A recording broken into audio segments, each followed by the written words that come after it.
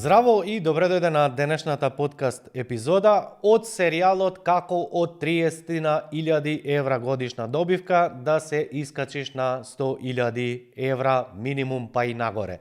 Секако, само да те подсетам дека овој серијал е наменет за собственици на услужни бизниси, значи архитекти, машински електроинженери, компании како маркетинг агенции, како да кажеме, ментори, тренери, коучи, агенции за продажба, изнајмување на станови, недвижности и останато, што значи услужно ориентирани бизниси.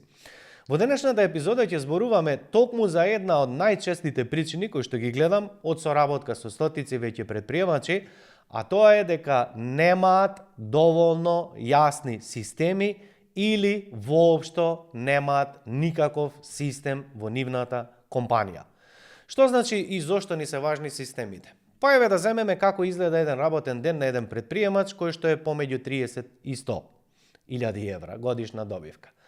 Најчесто кога го отпараме бизнис или кога започнуваме со работа, ние секако започнуваме со оперативниот дел. Ако сме лекар, ние се трудиме да бидеме перфектен лекар. Ако сме програмер, ние мислиме дека колку подобро ќе програмираме, правиме софтвер или што и да е, дека на тој начин ние ќе добиеме што повеќе клиенти.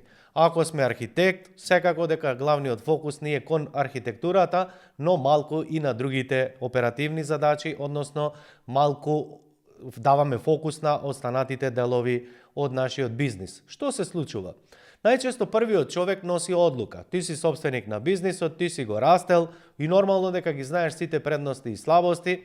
Од друга страна, како те гази времето, како работата се зголемува, вработуваш еден човек, друг, трет, четврти, но најчесто разборувавме во втората подкаст епизода, а тоа е дека најчесто ние вработуваме луѓе кои што ќе ни помогнат, а не вработуваме луѓе за работна позиција, што значи, ако ние сме архитект, вработуваме уште 2, 3, 5 архитекти и од истите тие архитекти очекуваме дека тие ќе се бават со продажба, со оператива, со финанси, со договори, преговори, маркетинг, што значи немаме јасна организацијска структура, од друга страна немаме никакви системи и логично е дека е многу тешко да ја организираш на овој начин фирмата, затоа што на почетокот сме толерантни, очекуваме од другите луѓе да си ја работат работата.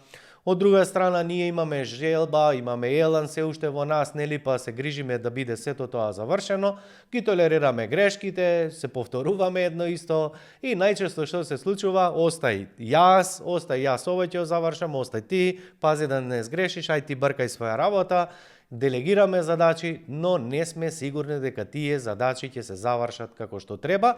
И еве ти ја првата причина зошто твојот бизнис не расте, затоа што освен тебе нема друг човек кој што знае јасно и предвидливо да сработи одредена задача на начин на кој што ти сакаш, на ниво на кое што ти сакаш, значи ти знаеш како да ги услужиш клиентите, како да дојдеш до клиенти, како да ги пречекаш, како да ги услужиш, како да ги испратиш тие клиенти, при тоа се да биде завршено и затворено како што треба, но наместо тебе, односно покрај тебе не постои втор, трет човек што тоа го знае. И овде почнуваат најголемите предизвици и обично луѓето кои што сакаат да добијат повеќе клиенти, да го растат нивниот бизнис, имаат еден сериозен предизвик или проблем како сакаш, а тоа е дека се плашат да не го изгубат образот, се плашат да не ги зезнат клиентите, затоа што им е јасно дека до овде стигнале токму заради честна работа, поштена работа, запазување рокови,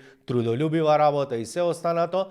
Сега сакаат да го задржат квалитетот, но поентата е што првиот човек, собственикот на бизнис, веќе е изморен и не може да ја контролира цела компанија, затоа што веќе не е сам, не се двајца, туку се намножиле повеќе луѓе и е многу тешко да ги исконтролира. И ако ме забележиш оваа ситуација, фактички потајно луѓето сакаат повеќе работа, а од друга страна се плашат таа поголема работа, таа поголема количина, да не им падне квалитетот и да ги врати чекор 2-5 назад.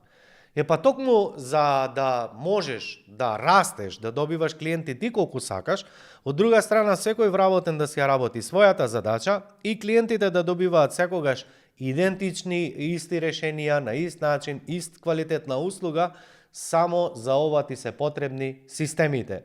И ако нас финансиите, колку повеќе имаме резерви или колку поголем буџет имаме како заштеда, ни овозможува финансиска слобода, временска слобода ни овозможува исклучиво воведување на системи. Што значи, ако работиш по цел ден, ако постојано вработените прават грешки, ако постојано се оправаш со клиенти, ова заборавиле, тоа сгрешиле, ова недоречено, ова недокажано. Ако имаш постојано проблеми во смисла во еден сектор работат како што треба, во друг сектор паѓа и мораш ти да интервенираш постојано, па ти звонат на телефон, на Viber, работаш и викенди, и сабота, недела, и одмори, и чуда, и немаш доверба во тимот, се тоа се должи на немање на јасни системи. Значи, системите ни го овозможуваат слободното време. Или во превод, ако работиш по 7, 8, 10, 12, 15 часа на ден, единствен начин за да дојдеш до слободно време, да работиш колку ти сакаш, буквално системите ти се мостот помеѓу твоето време и задоволството имплементирање на она што го продаваш како резултати. И сега да не должам многу, зборував, филозофирав до сега, да не те збунам, еве ќе ти објаснам што значи системи. И сега да не биде само пука теорија, за да ме сватиш што полесно сакам да ти кажам, постојат 3 типа на системи. Едниот систем е, велиме, крут, едниот тип на системи е мек и третиот е информацијски систем. Значи, мек, крут и информацијски систем. За да не биде само ова теорија, еве ќе ти го објаснам што значи мек систем. Меки системи се она кај што доаѓа до нечиви вештини, и тие вештини некој треба да ги повторува. Значи, може би ти си готвач кој што знае перфектно да направи одредена храна, да кажеме, нели? Знаењето твое е неопходно за да одбереш рецепти, да знаеш како тоа се готви, да знаеш во кое време, што се става, кои состојки, на која температура и се останато.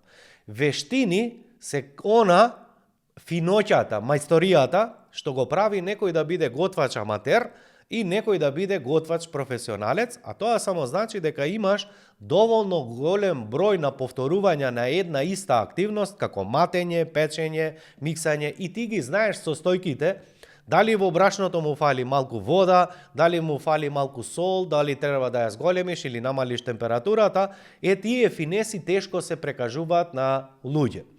Може би ти си графички дизајнер, ти знаеш како тоа добро да го направиш, знаеш и сцена да направиш, знаеш и позадина, знаеш која порака сакаш да ја испратиш преку визуелен ефект, но таа твоја умешност, тие финеси, повторувајќи и работејќи со години, тешко можеш да ја пренесеш на некои луѓе, оти колку и да му зборуваш, тој не те разбира, не знае што е доволно добро, не знае што е доволно квалитетно. Значи, тие неколку работи тешко се објаснуваат. Истото ми се случува и со архитектите. Имаме човек кој што работи, да речеме, за масовна потрошувачка, работи, да речеме, мебел по мерка, како и да е. И сега имаш архитект кој што работи 10 години наназад, работел на стотици предмети и он знае на секој еден клиент каквов, со неколку прашања, знае како однапред, уште пред да почне да дизајнира, однапред знае што сака клиентот, и со неколку потези едноставно ќе му го долови на клиентот она што му е потребно, значи му испорачува совршен производ на некој начин, односно услуга. И сега што се случува? Проблемот е што кога ти имаш во тимот и други луѓе кои што можат и ја работаат таа задача, но како ти да му објасниш што се финесите, ама историјата е во финесите. Имаш човек кој што работи на медиапан, па фарба, па не знам што. Дали е доволно мазно, дали е доволно рапаво. Како да знае човек кој што, нема доволно искуство и неговите раце не се истренирани, и ти кога ќе дојдеш и рече, шефе, види бе, ова ти е тврдо, не ти е мазно, треба ајде уште малку. И он кога те гледа ќе рече, шо му е на човеков, мазно е, не знаем шо гледа. Гледаш тоа што твоите очи гледаат, тоа што твоите уши слушаат и тоа што твоите раце ќе допрат, тоа се должи на 100-годишно искуство и во твојот тим логично е и нормално дека не можат луѓето да го сватат. Токму заради овие заебанци, нас ни е потребно да имаме меки системи во кој што ти објаснуваш. Па, например, ако си во продажба, сигурно е дека не сакаш некој кој што е крут, арогантен, намарштен. Меки системи се онаа блага насмевка која што му викаш насмеј себе малу би идиот кој збориш со луѓето. Оне кога ќе му кажеш полека зборувај, јасно, разбирливо, тоа се меки системи кои што треба да ги пренесеш. Имаш начин на кој што се јавуваат твоите клиенти на работа. Нели? Како се јавуваат луѓето, например, твоите клиенти сака да праша за било што. Сигурен сум дека имаш неколку луѓе во тимот кои што не обрнуваат внимание, а тебе те нервира, те боли тоа. Си се мачел, си сакаш да добиеш клиенти, имаш задоволни кои што се враќаат и сакаш да бидат услужени на начин на кој што ти знаеш дека е треба. Сега, имаш луѓе кои што едноставно зборат да, ало, кој е, што, како? И ти ко тоа го слушаш и си викаш тебе кој ќе научи овој идиотов да зборува. Нема никогаш да научи да зборува, се додека ти не направиш меки системи, односно како на ефективен начин да им пренесеш знаење како сакаш некој да зборува на телефон. Дали сакаш да рече добар ден, фирма X, повелете на телефон Александар, повели со кого зборувам, како и да е. Значи, тој интоналитет, таа дикција, тоа динамика, темпо на зборување, дали да вика, да полека, да истакнува зборови, да прави резиме, да прави паузи, истото важи и за продажен разговор, нели?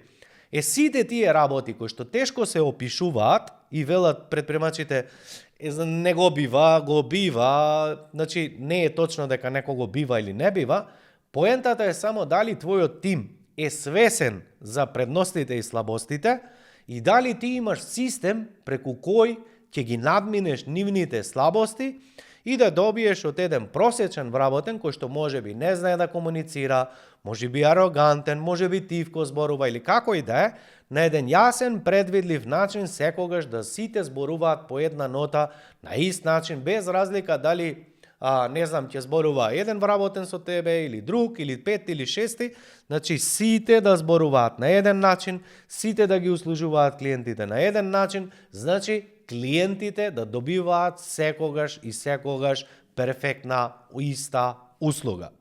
Или во превод, тоа би значело, ако имаш, во фабрика произведуваш чоколадо, секое чоколадо буквално да биде идентична форма, идентичен вкус, идентичен облик, значи буквално секогаш да биде идентичен.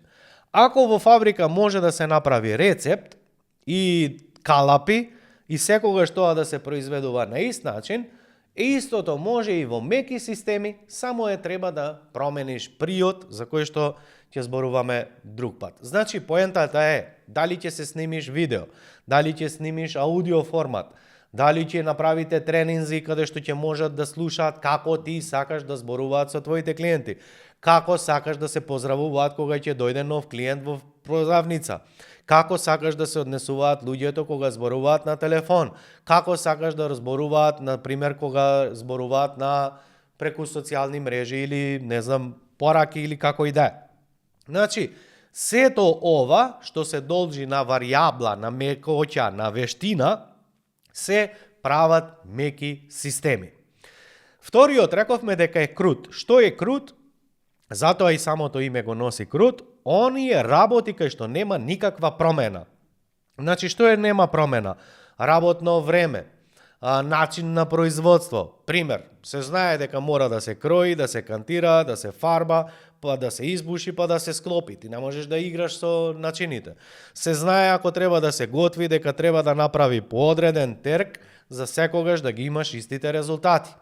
А зборуваме за архитектура, зборуваме за дизајн. Ти мора прво да добиеш мерки реалниот простор, нели? Па да се сослушаш со човекот, да ги спеглате ситуациите, кога ќе го сватиш, нормално дека мора да имаш база, основа, па натамо да го разградуваш цртежот. Значи, се е предвидливо, без разлика колку да мислиш дека твојот бизнис е креативен, специфичен, ние имаме секоја понуда, ние е наменска, ние не работиме серија, туку работиме секој проект различно, Значи ова се тешки глупости, затоа што 80 и кусур проценти, колку да мислиш ти дека правиш нешто различно, сепак основата, стандардите се едни те исти. Значи, ако земеме како пример еден готвач, се знае дека има слика како треба да се сервира кога е готово тоа јадење, се знае колку почнува, кога завршува, се знае рецептот, се знае температура, се знае распоредот на состојките како се става, не можеш лак да стаеш на уште неиспечена, пандишпан, значи си има распоред и редослед, тој распоред и тој редослед се прави крути системи. Крути системи се идентично како приваме вработени. Крути системи е се на кој начин добиваме клиенти. Крути системи е нашата маркетинг стратегија која што не менуваме се додека функционира. Крут систем е посета на објекти ако зборуваме за комерција. Крут систем е испорака на роба, секогаш на идентичен начин, на ист начин посета, пакување, амбалажа, истоварање, утоварање. Значи, се е она кое што сакаш секогаш да се испорачува на еден начин, се вика крут систем. Во крути системи ти спаѓаат исто, начин на кој што се бара годишен одмор, начин за, се она кое што не се менува во текот на денот постојано. И изборуваме за информацијски системи, а тоа се, преку софтверски програми, начин на комуникација, редовни состаноци, се што се случува во фирмата за да имаш визуелен преглед, како планирање, како финансиска состојба, следење на магазини, следење залиха, следење на проекти, работа со проекти, таймлайн на проекти, се она визуелно за да можеш да ја следиш цела компанија, што се случува и со задачите и со се. И сега, што ми е поентата? Ти кога ова го слушаш, Александар ти набаци сега малку теорија премногу, ќе речеш, мајко моја, па кој ова ќе прави, па јас не можам, па вако тако, а реалноста е всушност дека е многу едноставно, само поентата е дали ти ќе го поставиш системи да воведеш како приоритет, или ќе водиш фирма уште 5, 10, 20 години и ќе се вртиш во круг, да едноставно постојано ти се жалат де клиентите, де вработените, па никогаш не знаеш дали вработените ти се доволно, или треба уште да вработуваш, помалку да вработуваш, буквално водиш бизнис како во магла, а немаш јасна структура. Еве ти еден пример да видиш дека се живо, колку ти да мислиш дека едноставно е испоизмешано и дека не можеш ред да воведеш, еве сега ќе ти покажам еден паралелен систем на прием на вработени, како да дојдеш до вработен, кои се чекорите, да видиме дали има сличност, например, со продажбата, да видиме кој е истиот и да видиме дали тоа можеме да го претвориме како еден систем за вработување, систем за продажба и испорака, да видиме кои се тие подчекори кои што ги имаме и дали едноставно ова е предвидливо и држи вода или те убив со теорија и те збунив уште повеќе. Сега ќе направиме. Еве вака. Ајде видиме што се случува кога сакаш да вработиш некое лице. Да речеме, ти треба возач, да речеме ти треба комерцијалист, продавач, архитект, небитно. Ти треба одредена личност, нели? Што значи, имаме чекор кој што се вика подготовка. Ти мораш да се подготвиш какво лице ти треба тоа, нели? Ако е архитект, супер, има работно биро или нема, па ќе се чудиме, нели? Супер. Од друга страна, кој профил ти треба, со искуство, без искуство, дали бараш со искуство една работа, без искуство е друга работа. Ако тражиш без искуство, треба да го учиш. И тоа е сега. Ако бараш ти возач, не е исто стои, како да речеме, програмер. Може би на работна позиција бараш машко, бараш женско, бараш, во брак, не брак, млад, стар.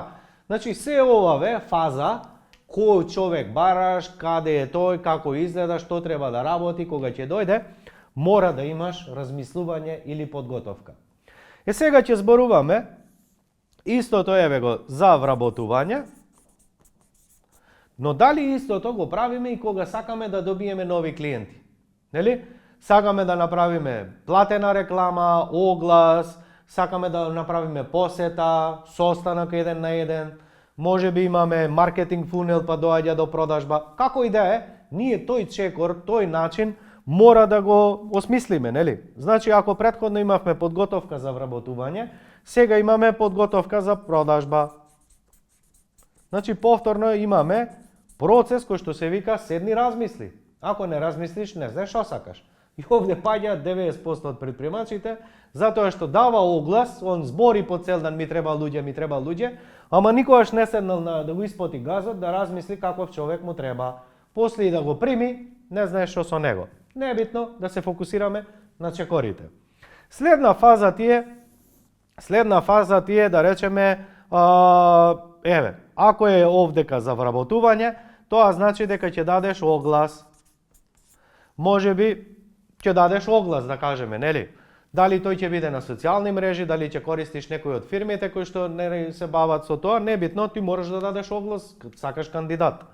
Кога зборуваме за вработување и оглас, кога зборуваме за продажба, тоа може да биде посета еден на еден, нели, состанок, B2B. Може да биде посета на комерција, значи твоиве луѓе треба да идат да посетат нови клиенти со кои што до вчера не си работил. Може да значи во делот на посета, да кажеме, нели, како да кажем, отпочнување прва фаза на разговори. Сега, доаѓаме до следен чекор, нели, сме се подготвиле, сме дале оглас, сега некој се пријавил, имаме кандидати, 2, 5, 20, 100, небитно, ти стигнале куп CV-а, сега ти што треба да направиш? Треба да ги разгледаш тие, нели? Како од 2, 3, 5, 10, нели, да не разговараш со сите, нели, да најдеш првична, нели, понуда, односно првични кандидати со кои што ќе сакаш да оствариш состанок. Значи, имаш анализа кандидати. Значи ги анализираш кандидатите. Од 10 викаш, прво со овие 2 ќе разговарам. Дали е истото и во продажба? Си посетил клиент, си остварил првичен разговор, сте се виделе со клиентот, супер, ти ги кажал проблемите, ти кажал што сака, нели, треба да седнеш, да размислиш, така. И па истото ти е и овде и анализа, само овдека не е за кандидатот, туку е анализа на понудата. Треба да седнеш и да размислиш каква понуда да му дадеш, без разлика дали ќе ја праќаш или не. Треба да седнеш и да размислиш, ова можеме, ова не можеме, ако ова, тогаш тоа. Значи, тој дел кога размислуваш, се надевам дека не даваш од на нозе разговори, така ги пропуштаат најчесто луѓето и продажбите, мора да седнеш, да застанеш, да изанализираш, за како би бил подготвен за нареден состанок, нели, што да му продадеш, како да му продадеш, проектот, детали и се останат. Па имаме уште следен еден чекор, а тоа се вика, да кажеме, нели, негување. Што значи негување? Па сега да речеме, си примел 2 или 3, односно имаш 2 или 3 кандидати со кои што сакаш да водиш разговор, со едниот си закажал за оваа недела, со другиот за друга недела, голема е веројатноста за тие недела 2-3 некој да заврши умеѓувреме аплицирал и на друго место, ќе си се вработи на друго место. Логично е дека ти овие луѓе треба да ги недуваш, односно да бидеш во контакт со нив, за како би знаел да едноставно, можеби тие се супер топ кандидати, да не завршат на друго место, ти мораш да имаш блискост, значи да одржуваш врска со нив. Кога зборуваме за негување за тие вработени, за кандидатите, секако дека имаш и негување во делот на продажба, така? Значи негување на клиенти. Клиентите треба да ги негуваш, така? Овие ти се потенцијални, но иако он нарачал, сте имале договор, не сте имале договор, така? Ти знаеш дека, нели, не затвораш врата, туку напротив, одржуваш врска со нив, се викаш, ако сега не соработуваме, тогаш може би во иднина. Ако не денес, може би за една недела, 2-3 месец. Како и да е, одржуваме врска со луѓето и понатаму, нели? Дали тоа го правиме преку имейл маркетинг, дали тоа го правиме преку редовни посети, како и да е, важно ние ги негуваме односите со луѓето, така? Следен чекор, а тоа е, да кажеме сега овдека ајде да не одам во детали, значи имаме филтер 1 и овде нека е филтер 1. Што значи филтер 1? Може да нема место за цртање, може да значи првичен разговор, втор разговор, трет разговор, што обично културни и паметни предприемачи прават, па не вработува прв кој што ќе дојде, туку му дава почетни задачи да види со кого има работа, проверува да види каков е неговиот мајндсет, дали човеков е затворен или отворен, дали едноставно си делат исти вредности или се рогоју вреќа. Значи, истражува мајндсет, како размислува, истражува системи внатрешни наши организацијски, значи нашето однесување, какви навики има, дали има навики, значи нели се интересира, од друга страна вештини, знаења, способности. Така, значи, некој прави 1, 2, 3, 5 интервјуа, затоа што она што би ти го препорачал, оваа изјава, тоа е споро вработувај, а брзо отпуштај. Односно, ако Google денеска сака да вработи некој, обично нив интервјуата им траат 9 до 12 месеци и имаат преку 30 интервјуа. Што значи? Ќе се окозиш ти додека влезеш во Google и тој ќе да се окози додека тебе те прими на работа, ама на тој начин и ти и тој сте задоволни и затоа зборуваме за Google, а не зборуваме за некоја ќенев компанија. Значи, колку подолго повеќе разговори имаш, повеќе внимаваш, се надевам ќе дојдеш до идеалниот кандидат, а зошто велам Александар вели споро отпуштај, брзо отпуштај, затоа што со идиоти, со луѓе кои што не сакаат ред, работа, дисциплина, што изводат по свое, немаш време да губиш, надвор прекршоци, проблеми, гледаш деструктивни работи, немој да се размислуваш, тоа е некоја друга тема, сега само запиши. Значи, истото имаме и овде, имаме една посета, друга посета, трета посета на клиенти. Некогаш имаме 2, 3, 5 разговори за да видиме дали си одговараме или не си одговараме. Значи, како фаза и тоа го имаме. И сега да речеме, нели во вработувањето е овдека, веќе сме го вработеле човекот, значи еве, вработување ќе пишеме, а овдека е продажба, сме оствариле продажба. Значи, кој ќе погледнеш, буквално е едно те исто, дали вработуваш или продаваш, буквално е едно те исто. Си ја затворил продажбата, односно си го вработил човекот, супер, па не завршил цел циклус, сега имаме топарва уште работа. Овој што сме надеваме дека е супер, треба понатамо да работа и се надеваме дека сме направиле вистински избор. Овој што сме му продале, се надеваме дека ќе плаќа редовно, дека ќе соработуваме супер, дека она се што сме се договориле ќе го испочитува и он и ние, но како да знаеме, поентата е и со едните и со другите да ги задржиш.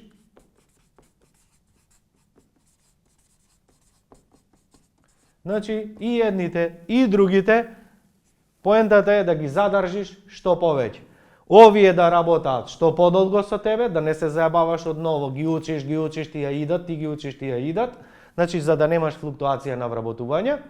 Од друга страна, поентата ти е, наместо да добиваш нон-стоп секој ден клиенти, оти ова не е Њујорк, не е ни Истанбул, поентата е, нели, во ваква мала средина, во мала држава како што сме ние, кај што имаме ограничен пазар, а и секако дека е и скалабилна понуда, поентата е што повеќе да ти доаѓаат клиентите, односно што повеќе да работаш со едни исти клиенти, нели? Што повеќе да ги задржиш да работаат со тебе. Сега натамо има уште, ама е сосема доволни за денешниот пример, што значи, пријателе мој, дали вработуваш или продаваш е едно исто. Нема ме бива или не ме бива. Човек што знае да продава, тој човек знае и да вработува луѓе. Човек што не знае да вработува луѓе, истиот тој човек не знае да продава. И знам дека ова нема да веруваш, но верувај, 100%, стотици луѓе ми поминаа низ рака, стотици предприемачи ми поминаа низ рака. Најодговорно тврдам, човек што не знае да вработа луѓе, тој не знае ни да продава. Оти, погледни, се е исто. Истите фази, истите работи, истото зборување, дали треба да се вработи или треба да го да продадеш, гледаш дека све е исто. И сега ќе речеш ти, ама ја ги носам продажбите. Не, ти си индијанец кој што трча по клиенти. Ако ти идеш на овој начин, како да имаш продажна стратегија, како да имаш маркетинг стратегија, кога тебе ќе те нема во бизнисот, значи еве, те викам јас на мој трошок да одиме 2 месеци на одмор. Дали фирмата и понатамо ќе генерира клиенти и сите ќе бидат услужени како што треба? Дали без тебе некој ќе носи клиенти и дали без тебе се ќе се одвива горниот дел како што треба, односно твоите вработени ќе можат да вработуваат? Дали твоите вработени ќе можат да продаваат и понатаму? И дали клиентите ќе ги добиваат истите резултати? Ако од овие три, барем едно ти е не, еве ти што ти зборува Александар, дека човек кој што не знае да вработува, не знае ни да продава. Кој не знае да продава, не знае ни да вработува. И ова тие секогаш кога ми велат, абе Александар, да знаеш некој вработен, абе да знаеш некој комерцијалист, абе да имаш некој дете за работа, супер, еве да речеме имам, за која работна позиција? Што треба да работи? Абе некој искусен ваков таков. Гледате? Значи само првиот чекор бил промашен. Овој човек кој што има проблем со вработување, само никогаш не седнал да седне и да размисли каков човек, кој човек, што треба да работи, како треба.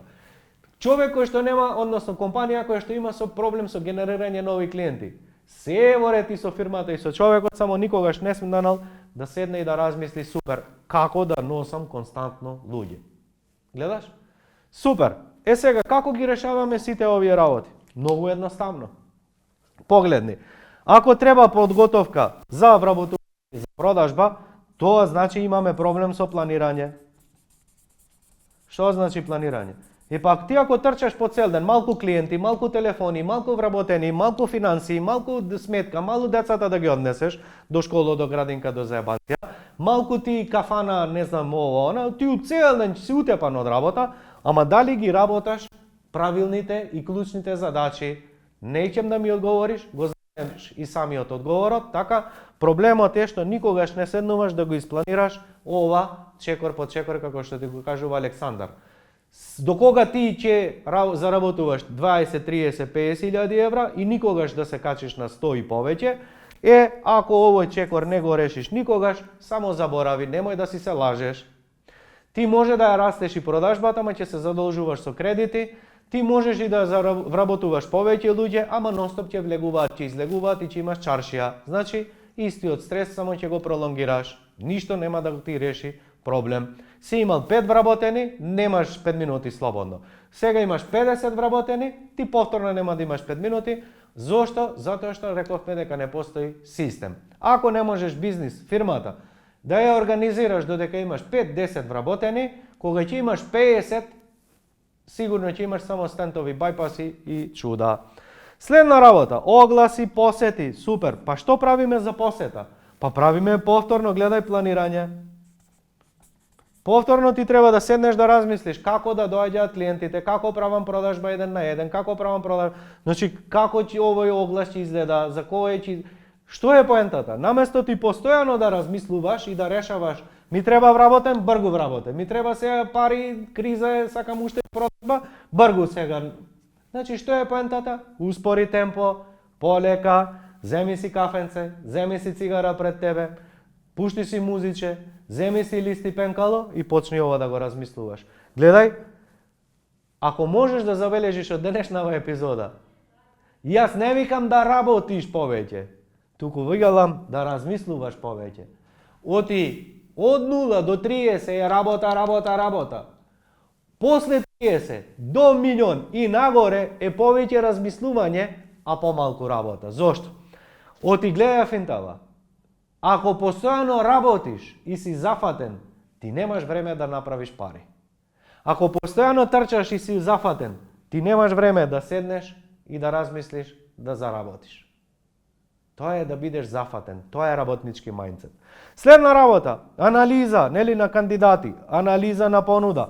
Па супер, па имаш АБЦ анализа, па имаш матрици. Што значи да не филозофирам? Портфолио, кај троши, шо троши, како троши, но она што ти го правиш и го знаеш и го размислуваш, да го ставиш на хартија, да го направиш како систем, што значи? Добиваме нов клиент, супер, дошол до овде, да. Што јас доколку дојдам, денес ме вработиш, што треба да прочитам и како да знам да самиот да разговарам, како ти што разговараш, да правам анализа, како што ти размислуваш, но јас и ти да работиме по еден ист начин. Значи, заминал Кубаров од работа, ти имаш список на рецепти, список на готвење, список на произведување, список како тај тањер изгледа, дрес, форма, се. Значи, дали куварите ќе се менуваат, секој да работи на идентичен начин. Дали програмерите ќе се менуваат? Да, секој да работи на идентичен начин. Дали продавачите ќе се менуваат? Да, но секој да работи на идентичен начин. Ова ти овозможува систем преку одговарање на ова многу едноставно прашање. Како ова ѓубре никогаш да не морам повтор пат да го работам? Уште еднаш, како ова ѓубре да не морам никогаш повтор пат да го работам? Одговорот е многу едноставен. Така што за секоја оваа ставка ќе ја направиш протокол, чек-листа. Прво ова се прави, па тоа се прави, па тоа се прави, па тоа се прави, па тоа се прави. Ако тоа, тогаш тоа. Ако тоа, тогаш тоа, крај. Трошиш пола саат на ден. Гледај, 7-8 работи, 7-8 работи и ти си направил долгорочен начин за вработување, долгорочен начин за продажба, долгорочен начин за маркетинг, небитно. Секогаш, дали си ти у фирма или не си у фирма, се што треба само дали во Trello, дали во Asana, дали на Slack, небитно каде ќе го пласираш или доколку имаш свој софтверски програм, небитно, немаш никаков, уопште не е битно, у книга, доаѓа човек, треба да се вработи, твојот менаџер само гледа, вработување на шофер, добро, супер, на 32 врти, ги наоѓа на 32 страна, како да вработиш шофер, пред да почнеш тоа, кандидатот да има тоа и тоа, бараш тоа и тоа, размислуваш тоа и тоа, после, следна ставка, кај ќе напишеш оглас, пиши тоа и тоа, направи тоа и тоа, направи тоа и тоа. Ова ти е одговорот, зошто некоја компанија, која што да речеме остварува годишен промет од 100.000 евра. Да речеме има уште 50.000 евра опрема, капитал, компјутери, возила, небитно. Зошто компанија која што вреди 50.000 евра физички капитал, опиплив, така, маса, светло, столица, канцеларија, и уште 100.000 евра, а тоа е неопиплив, така, невидлив, но ги гледаме на сметка, секоја година прави 100.000. Зошто луѓето, предприемачите, кои што се занимаваат со купување и продажба на фирми, зошто истата компанија, која што има 150.000 евра фактички годишен капитал, ја купуваат по 1.000.000 евра? Уште еднаш, имаш фирма која што прави секоја година добивка 100.000 евра. И имаш 50.000 капитал, компјутер, маса, столици. Значи цела фирма 150.000 евра. Како ги продаваат компаниите по 1.000.000 евра и повеќе? Значи 10 пати поголема од вредноста. Еве зошто ги плаќаат. Токму заради системите. До сега имав прилика неколку предприемачи да се советуваат со мене за да им помогнам да го продадат нивниот бизнис. Замисли ситуација. Само ти знаеш како се добива клиенти. Замисли ситуација, само ти знаеш како се вработува луѓе. Само ти знаеш како се црта, проектира или не знам што. И ако тебе те тргнам од фирмата, фирмата сама не работи. Дали некој ќе сака да купи ваква фирма? Треба и тебе да те купи, за да продолжиш и понатаму да работиш. Ама тоа инвеститор не го прави, оти тоа е ризично. Ако ти се разболеш ен пролив, застанува цела фирма. Не дај Боже, ако умреш, инвеститорот губи пари. Значи, колку можеш да ја продаеш твојата фирма? Никогаш. Како тогаш луѓето даваат суми? Компанија вчерашна вреди 100, 500, 100, 200, 300.000 евра, а даваат милионски суми. Еве зашто даваат. Затоа што некој седнал и напишал протокол за примање на вработени, протокол за примање за генерирање клиенти, систем за вработување, систем за задржување. Кога зборувавме предмалку за задржување на вработени, тоа ти е кариерен развој. Кога зборуваме за задржување на вработени, тоа мора да имаш вовет на вработување, вовет на клиенти, како да го однесеш од С понуда на Б понуда, како од Б понуда на А понуда, значи како да му продаваш долгорочно. Кога зборуваме за вработени, како од приправник да за 2, 3, 5 години може кариерно да расте, но не ако бидеш фин, ако работиш, ако слушаш, не е проблем, ќе се договориме, туку јасно е човек да му покажеш ова е нашиот кариерен развој. Сега си овде, немаш појма, првиот месец ќе научиш ова, ако го совладаш ова, плата ќе ти биде толку. Ако на следниот месец го совладаш и ова, плата ќе ти биде толку. Ако за 3 месеци, за 6 месеци почнеш самостојно да работиш, тогаш плата ти е толку, имаш бонус толку. Све предвидливо, се на хартија, се е осмислено, се е сработено. Затоа е луѓето и компаниите купуваат фирми каде што постои систем. И сега ќе речеш, неќат младиве да работат, не им се работи, се неодговорни. И сега да те прашам, кој е всушност неодговорен? Кому всушност не му се работи? Кој е тој всушност тоја кочи фирмата? Ти или твојот тим кој што нема појма за системи, кој што нема појма како тоа ти што го гледаш, он да го види, како ти и твоето мазно да биде и за него мазно, како начинот на кој што ти сакаш да зборуваат со твоите клиенти и они да од каде знаат колку е доволно добро, лошо, како и да е. Сваќаш? Некој треба да ги обучи. Све тоа што го имаш у глава, сега е време да го ставиш на хартија, чекор по чекор, во сите сегменти на бизнисот. Кога ќе ги завршиш основите, се што бараш од твојот тим е да се придржуваат на она што ти знаеш дека функционира на тој начин. И дека ако нешто поместат, дека едноставно нема да го добијат резултатот. Значи, се е она искуство што го имаш до сега. Се е она што до сега си го јадел. Клиенти плаќаа, не плаќаа, па ти си се морал да уклучиш памет 200, одново да размислуваш како ова да го решиш. Како другото да го решиш, како третото, како петтото. Тоа се твои непреспиени лјадници ноќи. Тоа е твоја нервоза. И затоа денеска си број еден предприемач, супер.